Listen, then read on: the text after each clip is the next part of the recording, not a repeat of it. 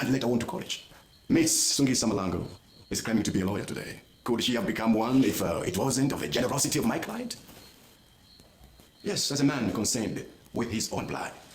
He took his own child to his own home. Agreed, probably no proper adoption took place, but that was his son. You don't adopt your own son. Do you? Hello, Liz. Hello. I thought I should congratulate you for the case we have put. Tabitha thinks I've lost the case. No ways. You can't lose that case. Why not, sir? I'll tell you tomorrow, after the judgment. And now the story of your grandmom. Is it a true story? Yeah. My lord, allow me to tell you a story. When I was a child, my grandmother told me that she always had this strange feeling that God was a woman. She said this despite her strong Christian beliefs. Every time I lost a fight against one of my brothers and ran to her crying, she would say, "Do not cry, my child, for you're closer to God than him." When she was dying in her sickbed, she told me that I was blessed to be a woman, for I was an image of God, and that one day would participate in the sacred duty of creation, while my brothers, on the other hand, would only provide a catalyst to creation and observe the rest of the process from a distance. Oh. The question today should not be what is good for Mr. Galila, Miss Malango, but rather what is good for the child.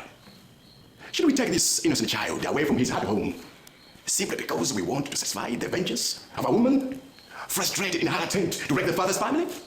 No, I don't think so. Today, the child's well-being is paramount.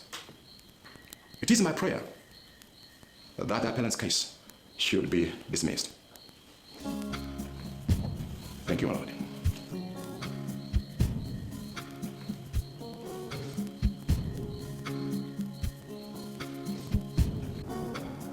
We've lost the case. I think you have won the case, my daughter. But mother, you're a mother. Were you not touched with what she said about motherhood? My grandmother saw divinity in motherhood.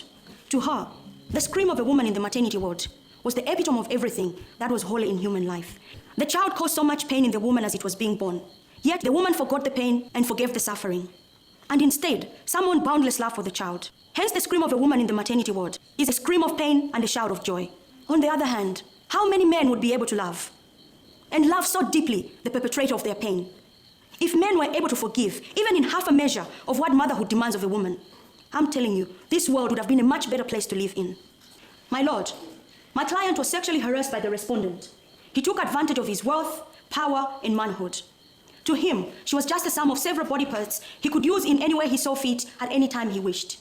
When the child was born, he took it away from her. Again, taking advantage of his wealth, power, and manhood. Now, he wants to keep the child forever, denying my client her God-given right to motherhood. My lord, manhood has power, machismo, and fire. It destroys, it conquers, and it burns. While on the other hand, all motherhood has to show is a scream in the maternity ward. But that scream, my lord, heralds the beginning of another life. That scream is not a sign of weakness, but a sign of strength. The greatest strength that God gave to the human race. The strength to create, the strength to forgive, and the strength to love. This case, my lord, is about motherhood. It is motherhood that made a naive housemaid challenge a lawyer and run away from the hospital when educated doctors were preparing for an abortion. It is motherhood that made my client realize that she had a real human being inside her. A human being she wanted born and be part of the human race, instead of vanishing in the hospital records as mere statistics.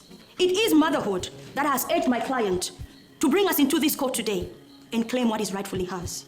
Counsel for the respondent has persistently tried to depict my client as a conniving and trickery character who tried to seduce and sexually trap Mr. Kalila. Even if for one moment we were to accept such a totally misleading description of my client, let us give a due credit for standing up for the sanctity of life.